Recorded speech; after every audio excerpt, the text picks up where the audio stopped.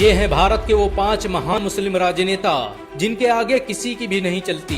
Times of India के सर्वे के मुताबिक ये राजनेता इतने प्रभावशाली हैं कि इनकी एक आवाज पर पूरा भारत एकजुट हो जाया करता है।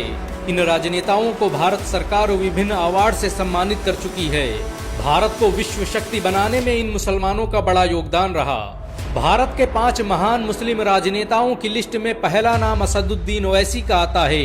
टाइम्स ऑफ इंडिया के सर्वे के मुताबिक असदुद्दीन ओवैसी भारत के सबसे लोकप्रिय मुस्लिम राजनेता हैं। पिछले साल उन्हें दुनिया के 500 सबसे प्रभावशाली मुसलमानों की लिस्ट में शामिल होने का खिताब दिया जा चुका है। असदुद्दीन ओवैसी को भारत सरकार संसद रत्न अवार्ड से भी सम्मानित कर चुकी है।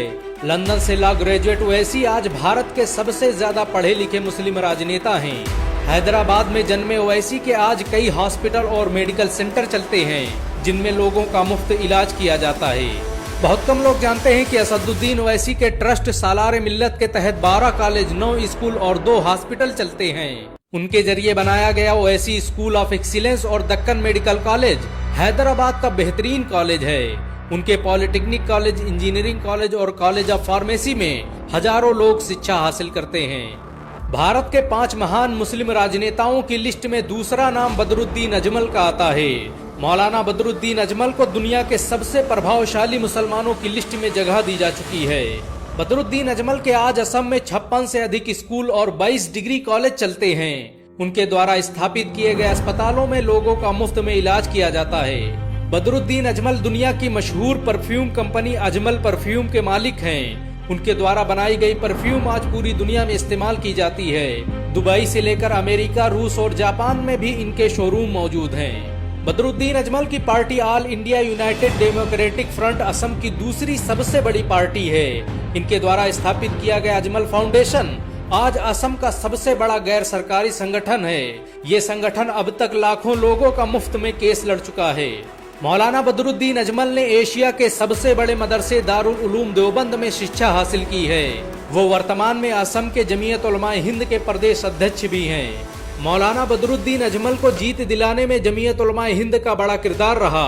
इनके द्वारा स्थापित किए गए स्कूलों और अस्पतालों से आज पूरा असम फायदा उठा रहा है। अजमल फाउंडेशन द्वारा चलाई जा रही अजमल सुपर 40 नाम की योजना के तहत हर साल 40 मुसलमानों को आईएएस और आईपीएस की मुफ्त शिक्षा दी जाती है। भारत के 5 महान मुस्लिम राजनेताओं की लिस्ट में तीसरा नाम हामिद अंसारी का आता है। यूपी में जन्मे हामिद अंसारी आज भारत के सबसे पढ़े लिखे मुस्लिम राजनेताओं में से एक हैं। उन्हें आधुनिक भारत का अब्राहम लिंकन भी कहा जाता है। हामिद अंसारी ने भारत के लिए जो किया वो आज तक कोई नहीं कर पाया। वो कई सालों तक अलीगढ़ मुस्लिम यूनिवर्सिटी के वाइस चांसलर रहे। फिर लगातार 2 बार उपराष्ट्रपति बनकर उन्होंने इतिहास रच दिया। हामिद अंसारी ने उपराष्ट्रपति रहते हुए मुसलमानों से जुड़े बहुत से बिल पास करवाए। ये कई सालों तक नेशनल माइनॉरिटी कमीशन के अध्यक्ष भी रहे।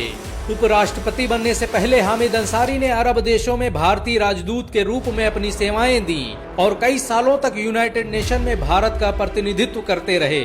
हामिद अंसारी के खानदान का भारत की आजादी में बड़ा योगदान रहा। इनके दादा मुख्तार अहमद अंसारी जामिया मिलिया इस्लामिया के संस्थापकों में से थे। मुख्तार अहमद अंसारी ने ही भारत में सबसे पहले मेडिकल कॉलेज की स्थापना का ख्वाब देखा था। भारत के 5 महान मुस्लिम राजनेताओं की लिस्ट में चौथा नाम गुलाम नबी आजाद का आता है।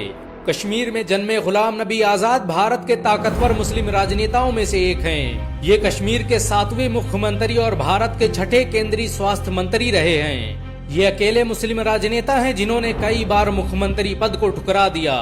गुलाम नबी आजाद के कार्यकाल में भारत स्वास्थ्य सेवाओं के क्षेत्र में आसमानों में पहुंच गया। भारत को पोलियो से आजाद कराने में गुलाम नबी आजाद का बड़ा किरदार रहा। सन 2013 में WHO और यूनिसेफ ने उन्हें इसके लिए अवार्ड से भी सम्मानित किया। स्वास्थ्य मंत्री रहते हुए आजाद ने जो नीतियां बनाई उन्होंने भारत को रोग मुक्त करने में बड़ी भूमिका निभाई। इनकी दौरे हुकूमत में भारत में सबसे ज्यादा अस्पताल और मेडिकल कॉलेज स्थापित किए गए। गुलाम नबी आजाद द्वारा कश्मीर में स्थापित किया गया ट्यूलिप बगीचा आज एशिया का सबसे आधुनिक बगीचा है। ये एशिया का सबसे बड़ा ट्यूलिप गार्डन भी है। गुलाम नबी आजाद की लोकप्रियता का अंदाजा इसी बात से लगाया जा सकता है कि राज्यसभा से उनकी विदाई पर पूरा देश रो रहा था। गुलाम नबी आजाद ने अपनी पूरी जिंदगी देश के लिए वक्फ कर दी। वो 9 बार ऑल इंडिया कांग्रेस कमेटी के अध्यक्ष रहे। भारत के 5 प्रभावशाली मुस्लिम राजनेताओं की लिस्ट में 5वां नाम आजम खान का आता है। रामपुर में जन्मे आजम खान ने ही मुलायम सिंह के साथ मिलकर समाजवादी पार्टी की स्थापना की थी। आजम खान भारत के पहले मुसलमान हैं जो लगातार 9 बार विधानसभा अध्यक्ष रहे। अलीगढ़ मुस्लिम यूनिवर्सिटी से law graduate Azam Khan UP सरकार में सबसे वरिष्ठ कैबिनेट मंत्री थे। इन्हें यूपी का दूसरा मुख्यमंत्री भी कहा जाता था। आजम खान के आज भारत में कई स्कूल और कॉलेज चलते हैं। उनके जरिए स्थापित की गई जौहर यूनिवर्सिटी आज भारत की सबसे बेहतरीन यूनिवर्सिटियों में से एक है।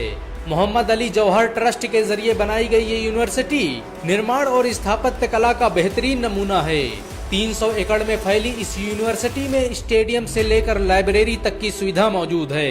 इस यूनिवर्सिटी में 3000 से अधिक छात्र शिक्षा हासिल कर रहे हैं। मोहम्मद अली जौहर यूनिवर्सिटी में बनी मस्जिद में एक साथ 8000 लोग नमाज अदा कर सकते हैं। ये भारत की अकेली यूनिवर्सिटी है जिसकी स्थापना पर राज्य सरकार का पूरा मंत्रिमंडल मौजूद था।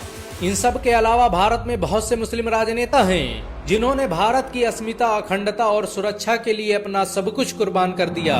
भारत को दुनिया में पहचान दिलाने में मुस्लिम राजनेताओं का बड़ा किरदार रहा है। अगर एक मुसलमान होने के नाते आपको गर्व महसूस हुआ हो तो इस वीडियो को लाइक और शेयर जरूर करें। ऐसी और वीडियो को देखने के लिए हमारे चैनल को सब्सक्राइब करें, घंटा जरूर दबाएं।